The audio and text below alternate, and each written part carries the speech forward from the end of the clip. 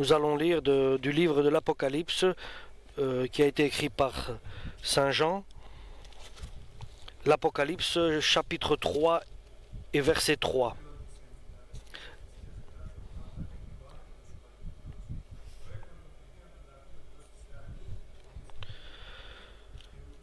Rappelle-toi donc dans l'enseignement...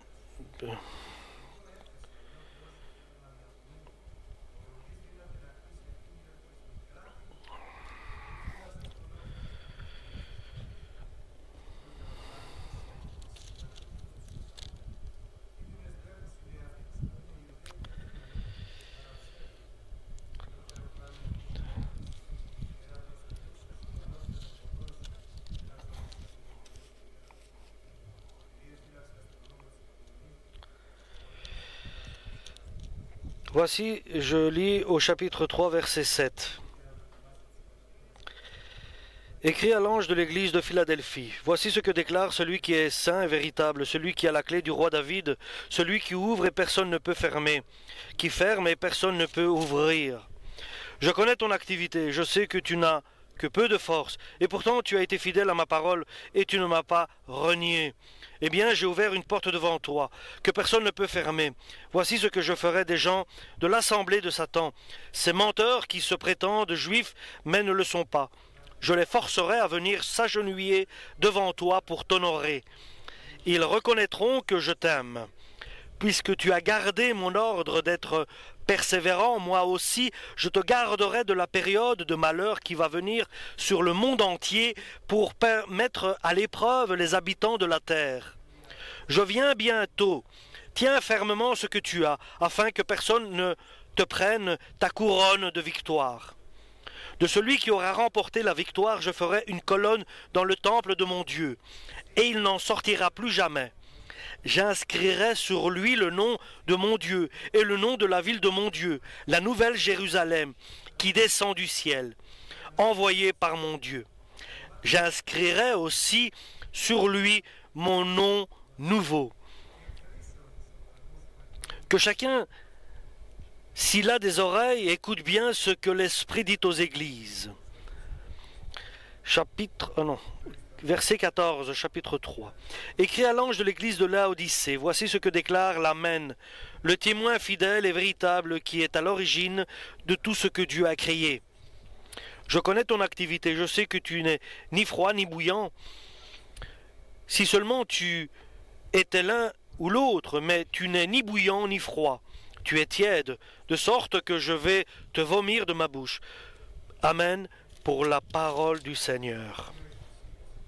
Nous avons lu au livre de l'Apocalypse, chapitre 3, verset 7. L'église de Philadelphie et l'église de Laodicée. Deux églises différentes. Et tout dépend du cœur de chaque personne et surtout de l'humilité du cœur. De là dépend le chemin et la bénédiction.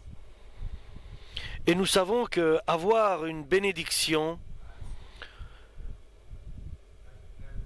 c'est lorsque nous avons un cœur humble, comme la mère de Jésus avait un cœur humble, elle a été bénie par Dieu, elle a été choisie par Dieu. Et ainsi ils ont vécu. Et ils sont arrivés à la fin de leur vie sur la terre. Et cette humilité qui se trouve dans l'homme, et il reçoit de la part de Dieu une mission. Et cette soumission à Dieu, cette, je pourrais dire, humilité naturelle en l'homme que Dieu demande, alors suit l'obéissance à Dieu. Lorsque l'archange Gabriel a parlé à Marie, elle a immédiatement répondu oui, que la volonté du Seigneur se fasse. Cela n'était pas facile, mais nous savons que rien n'est impossible à Dieu, mais ce n'était pas facile non plus de vivre ces événements, parce qu'elle allait être lapidée si Dieu n'aurait pas intervenu. Et Joseph, nous savons que lorsqu'il a vu qu'elle était enceinte, il a voulu la chasser en cachette. Mais Dieu est intervenu par un songe, par un rêve, et il lui a expliqué ce qui est arrivé. Et Joseph a accepté la parole de Dieu. Et nous avons vu que ces personnes humbles, Dieu a accompli son œuvre merveilleuse par des personnes qui étaient humbles naturellement, je peux me permettre de le dire. Et il a eu confiance en eux. Il leur a donné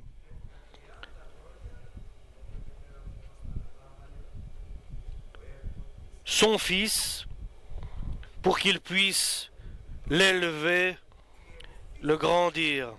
C'étaient des personnes qui étaient naturellement humbles et ils ont accompli la volonté de Dieu par leur humilité. Et ils étaient agréables à Dieu. Et à part leur humilité naturelle, il y a aussi l'humilité vient, comme par exemple le fils prodige. Il était dans la maison de son père et il a été trompé par son cœur qui est, nous avons un cœur corrompu qui nous trompe et qui nous dirige vers des choses charnelles. Il a voulu partir de la maison du père, aller dans une terre lointaine. Et il était arrivé au seuil de, je pourrais dire, de l'humilité, mais une humilité qui a été imposée par Dieu pour le faire revenir. Ce n'était pas une humilité naturelle, mais c'était une humilité imposée par Dieu pour qu'il puisse revenir à lui-même et comprendre ce qui lui est arrivé. Et ce qui s'est passé, c'est que cette humilité imposée a donné comme résultat, a produit la repentance, le retour, la compréhension et le salut lorsqu'il est revenu vers son Père. J'ai fait une erreur de choix et je suis arrivé au bout, au fond du tunnel, au fond du puits. Il était humble lorsqu'il est venu lui-même, à lui-même, comme Nabuchodonosor. De ses mauvaises décisions, il était arrivé dans la misère absolue. Il est venu en lui-même. Son esprit est revenu en lui-même en disant, il s'est regardé, il a dit, mais qu'est-ce que je fais ici, parmi les porcs? Et dans la maison de mon père, même les serviteurs ont du pain à manger, et moi je suis ici et je garde les cochons. Et alors il s'est dit, je vais revenir vers mon père. Et lorsqu'il est arrivé chez son père, il lui a été révélé ce qu'il ne savait pas, que le père attendait avec beaucoup d'amour pour le rétablir à sa place. Et encore plus, comme Nabuchodonosor, plus grand, la suite était pour lui, car il lui a donné il lui a donné un habit tout neuf. Ils ont sacrifié, ils ont tué le veau gras pour festoyer pour le retour du Fils. Et nous savons que le Fils prodigue a demandé la grâce, la bienveillance de son Père. Et son Père a fait beaucoup plus de ce que le Fils attendait. Et il a reçu beaucoup plus de grâce et de gloire lorsqu'il est revenu vers son Père, car il s'était repenti de ses mauvais choix. Et nous savons que Dieu est bon. Dieu a amené une personne à être ça. Cette personne, c'est le pasteur de l'église de Philadelphie. Ici, nous avons lu en chapitre 3, verset 7 de l'Apocalypse. C'est une personne qui est humble.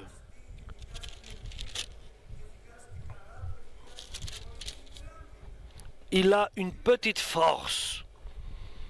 Il ne peut pas se vanter, avoir des prétentions de ceci ou cela.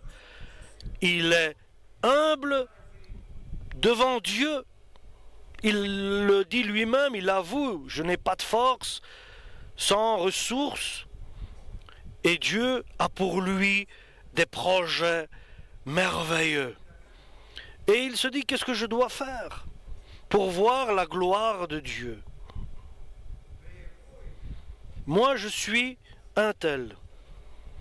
Et Dieu dit, moi, je suis Dieu et tous les royaumes sont sous ma main. Et tu ne peux rien faire. Il lui dit, tu es petit, insignifiant, sans valeur, faible. Moi, je suis le Seigneur. Moi, je suis celui qui a le pouvoir sur la terre et dans le ciel. J'ouvre les portes et personne ne peut fermer. Et je ferme les portes et personne ne peut ouvrir la porte. Et il est terrible que quelqu'un est confronté à des portes fermées. Parce que l'homme, il vit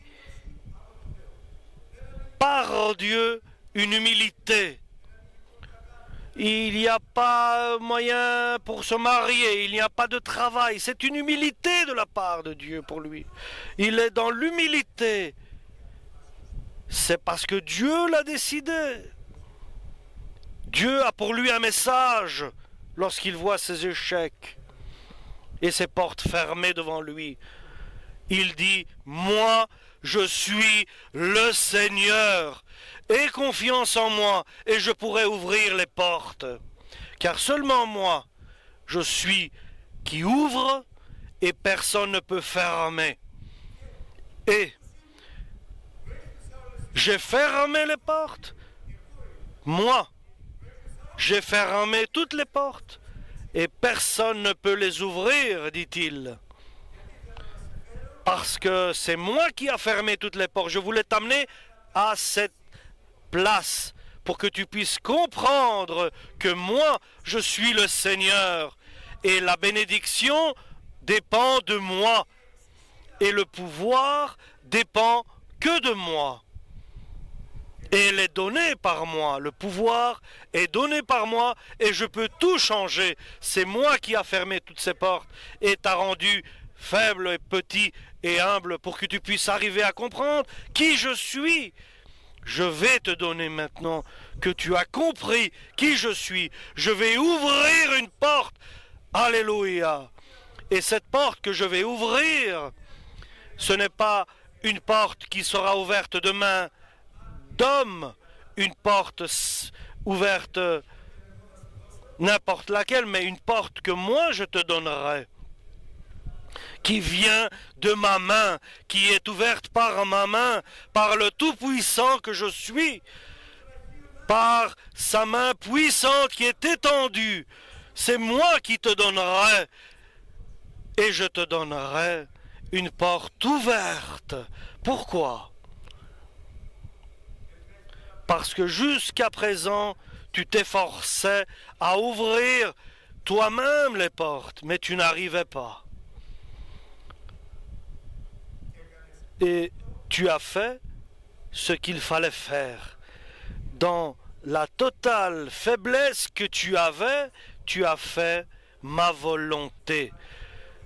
Et ce qui va me permettre de m'engager à intervenir dans ta vie, et comme je le suis, un Dieu puissant, je vais t'ouvrir une porte tu ne peux pas imaginer quelle porte Dieu ouvre lorsqu'il ouvre cette porte. Et cette porte, personne ne pourra la fermer. Alléluia. Pourquoi? Parce que dans ta faiblesse, tu as gardé le bon combat. Le chemin que j'avais mis devant toi, tu ne l'as pas abandonné. Et ta foi en moi, tu l'as gardée. Et comme conséquence de tout cela, tu as gardé ta foi, tu t'efforces le bon combat dans ta faiblesse et tu marches sur le chemin que moi j'ai préparé, un chemin difficile, douloureux, et tu ne choisis pas la grande porte et la grande avenue, mais tu insistes par la petite porte et le chemin difficile. Tu restes là sur ce parcours. C'est pour cela, le moment est venu pour toi d'être béni. Et je peux vous dire quelque chose. À chacun de nous, personnellement, il y a un jour préparé par Dieu, un jour qui est propice, qui est adéquat à chacun de nous pour la bénédiction. Alléluia. Ici, pour l'ange de l'église de Philadelphie, l'heure avait sonné, l'heure était venue, et ton heure à toi, frère, sœur, viendra aussi. Parce qu'il faut que Dieu te mène au point zéro pour que tu puisses comprendre qu'il y a un Seigneur, le Seigneur de l'univers, et c'est lui qui ouvre et personne ne ferme, et que ton espérance soit seulement en lui. Aujourd'hui, notre esprit, notre espérance en lui, seulement en lui, à personne d'autre, et nos oreilles à sa voix, à la voix du Saint-Esprit. Garde ma parole, ne renie pas mon nom, pour que vienne le jour propice pour toi, le jour attendu, le jour de bénédiction et, alléluia, de splendeur. Voyant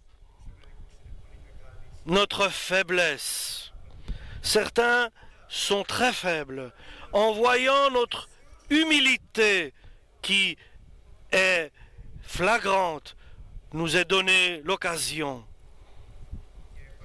Et je le répète, chers frères et sœurs, tu vois les portes fermées devant toi, c'est Jésus qui les ferme. Tu vois que tu t'efforces et tu n'arrives pas à ouvrir une seule porte parce que c'est Jésus qui l'a fermée. Maintenant, regardons par la foi, par notre foi, en espérant en lui, en le cherchant, en nous repentant et en revenant vers Dieu. Une grande humilité, nous avons besoin pour aller vers lui, lui qui ouvre et personne ne ferme. Et sa volonté, c'est « Garde ma parole, ne renie pas mon nom ». Viendront des moments difficiles, le jugement de Dieu tombera, et tu prendras la bonne décision. Tu garderas ma parole ou pas? Voilà la décision. C'est ta décision, ton choix. Tu garderas la parole ou tu la renieras. Viendra un autre moment du jugement. Est-ce que tu vas renier ou tu vas accepter mon nom? Tu vas avouer mon nom. Tu vas confesser mon nom. La porte est prête. Tu ne la vois pas. Dieu la voit.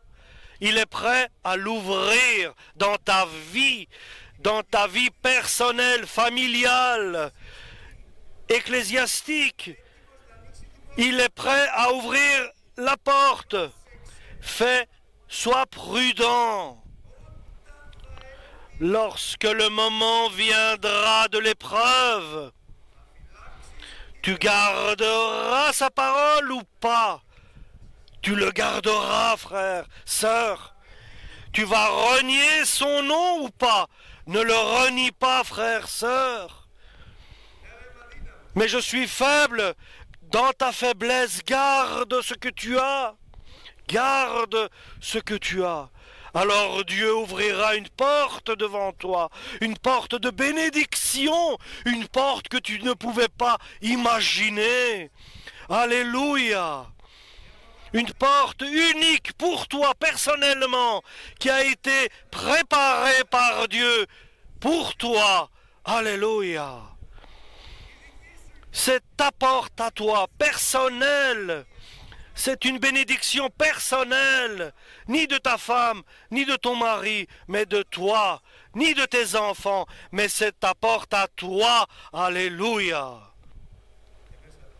Et par cette porte, frères, sœurs, viendront les promesses merveilleuses de Dieu et prodigieuses. Nous devons le comprendre aujourd'hui que nous sommes seuls.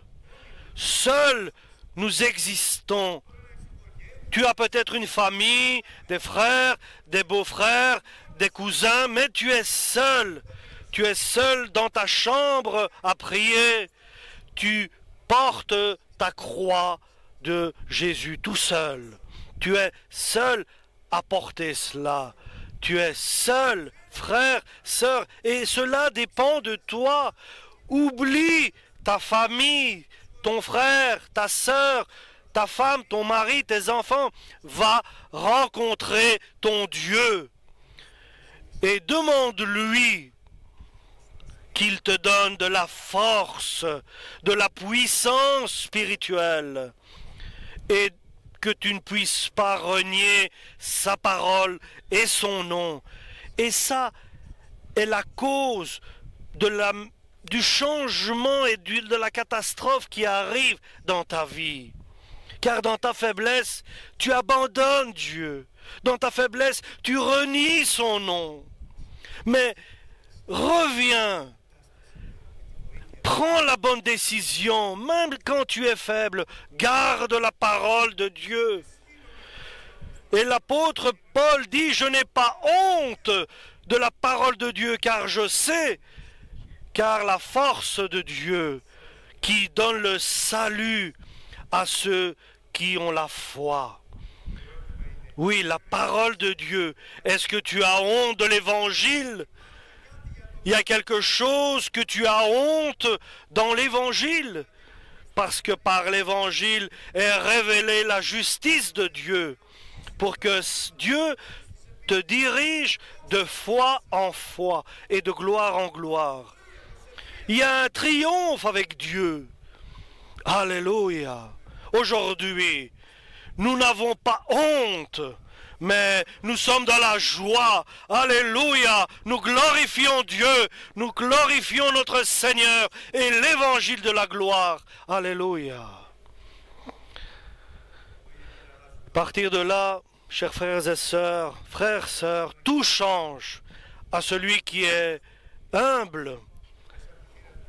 Par la porte ouverte que Dieu ouvre, ceux qui étaient les ennemis de l'Église, ceux qui se faisaient passer pour des chrétiens et ne l'étaient pas, tous ceux viendront prosterner le vrai Dieu.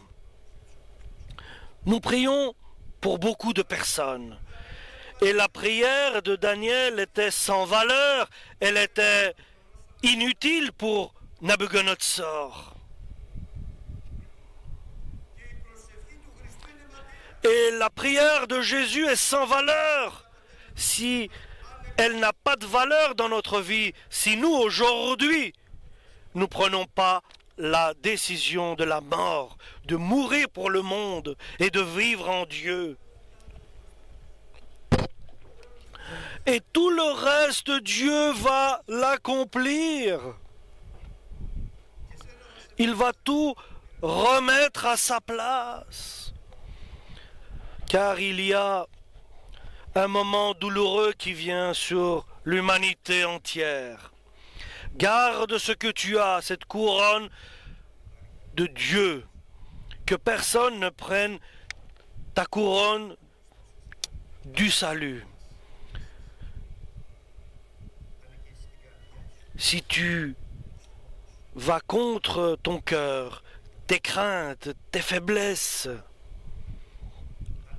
si tu vins et tu vas plus loin que tes craintes, tu seras, nous dit l'Écriture, tu seras comme une colonne dans la ville de mon Dieu, la nouvelle Jérusalem qui descend du ciel. Et je te bénirai dans l'Église. Pourquoi? Pourquoi? Parce que tu reconnais, comme Anna d'Elkana, l'humilité que tu as, parce que toutes les portes étaient fermées, et tu as confiance en la parole de Dieu, que Jésus a une parole et il peut ouvrir la porte. Si tu ne renies pas son nom et tu n'abandonnes pas sa parole, alléluia. Voilà le conseil de notre Dieu. Il y a des personnes où tout va bien dans leur vie. Toutes les portes sont ouvertes dans sa vie. Rien n'est fermé. Un exemple, je vous dis. Ils se sentent riches. Et ici, il nous parle de celui de Laodicée, du pasteur de Laodicée. Il se dit riche. Il présente ses pouvoirs, ses qualités. Mais Dieu l'aime aussi à lui. Lorsque nous nous sentons que nous avons quelque chose d'intéressant, d'important, nous devenons prétentieux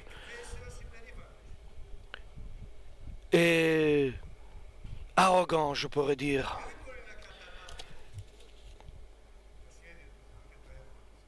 Et alors, cette personne ne peut pas comprendre l'œuvre de Dieu, ne peut pas ne saisir le sens de l'œuvre de Dieu. Et il va ressembler, s'il continue, aux animaux qui se perdent. À Nabuchodonosor, Dieu lui a donné 12 mois. Ici, il donne moins de temps au pasteur de Laodicée et à sa famille. Il lui donne peu de temps à lui. Un temps précieux, il lui donne, où tout peut être changé. Que peut-il changer?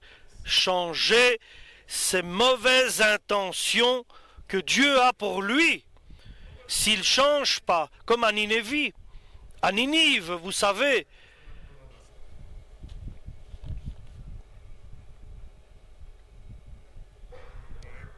il est prêt à tout changer suivant le comportement du pasteur de Laodicée.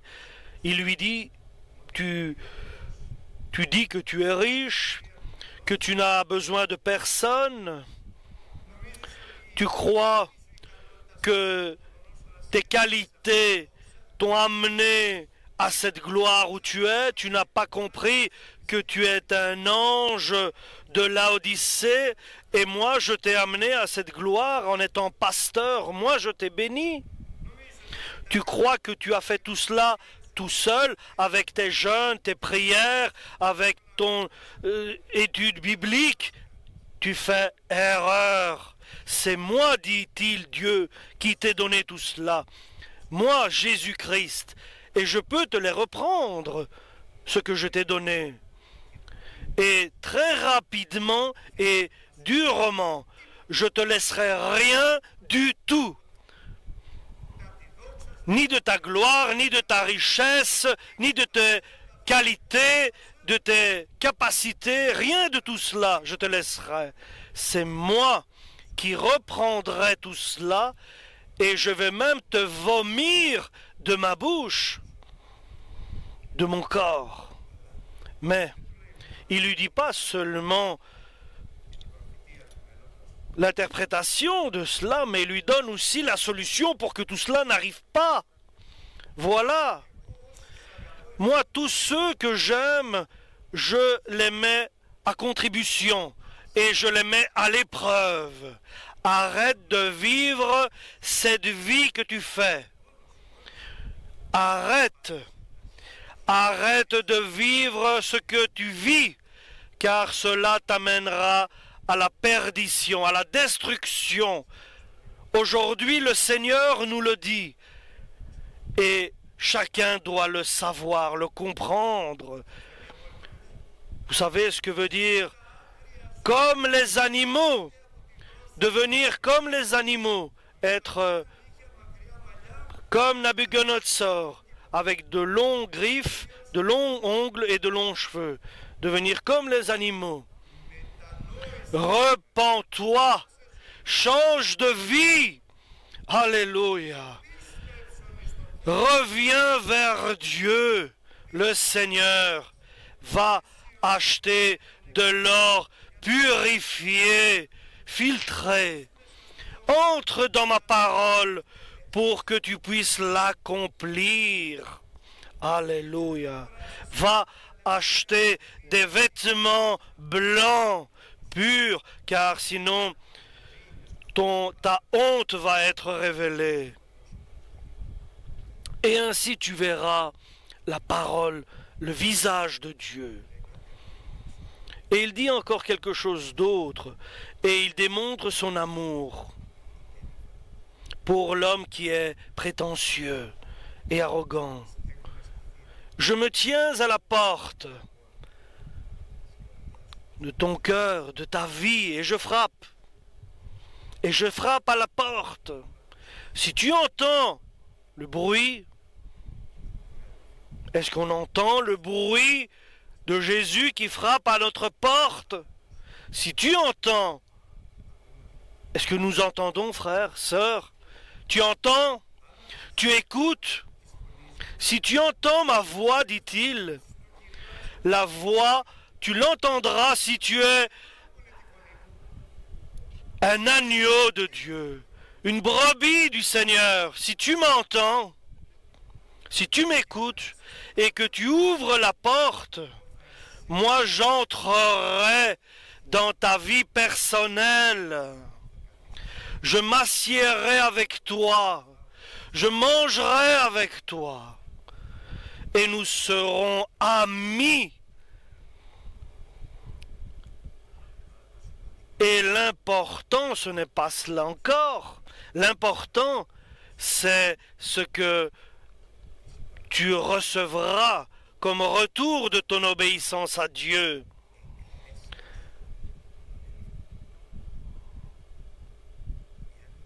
Si tu es vainqueur, si tu triomphes, si tu gagnes, nous savons que le cœur de l'homme peut devenir dur, s'endurcit, et lorsqu'il passe des moments difficiles, son cœur se détend. Lorsqu'il arrive au zéro, lorsqu'il arrive à ne plus pouvoir rien faire. À toi personnellement, qui est prétentieux, si tu écoutes et tu achètes ma parole et que tu te habilles d'un vêtement blanc et que tu ouvres la porte de ton cœur, moi je ferai quelque chose d'unique pour toi. Personnellement, je te donnerai de t'asseoir avec moi dans la sur le trône de ma gloire. À l'un, il lui a dit, je te ferai devenir une colonne dans la Nouvelle Jérusalem. Si tu es vainqueur de ton cœur, de ta prétention, de moi, je te ferai asseoir sur mon trône avec moi. Car moi, j'ai vaincu. Parce que je suis le Tout-Puissant. J'ai laissé ma gloire, je me suis fait homme, être humain, et je demande à toi, qui n'es pas dans l'humilité, toi qui te sens fort et riche, moi, dit-il Jésus, j'ai pris une forme de servitude, je suis devenu serviteur pour l'être humain, et je suis devenu identique aux hommes. J'ai accepté l'esprit de servitude. Et lorsque je me suis retrouvé être humain, je n'ai pas dit « je suis », comme l'a dit Nebuchadnezzar, comme il disait « c'est moi qui a construit Babylone ». Mais qu'a-t-il dit? Il s'est repenti jusqu'à la mort à la croix de Golgotha. C'est pour ça que Dieu l'a élevé, le Père l'a élevé, parce que Jésus s'est rabaissé jusqu'à la mort sur la croix de Golgotha. Il s'est sacrifié. Et Dieu a une manière bien définie de prendre en considération le sacrifice de Jésus. Le serviteur, le Seigneur des Seigneurs, il va s'asseoir sur le trône de gloire. Frères et sœurs, aujourd'hui est une invitation, est un appel qui s'adresse à nous tous. Examine ta personne, à qui tu ressembles, et tu sais maintenant ce que tu dois faire pour voir la main puissante de Dieu dans ta vie, sa main étendue vers toi, pour voir la gloire de Dieu. Que chacun de nous, maintenant, sache la vérité. Et il sait. Nous savons ce que nous devons faire. Et Dieu sait, et il promet à chacun de nous. Et nous disons, aide-nous Seigneur, aide-nous Seigneur. Amen. Alléluia. Nous remercions le Seigneur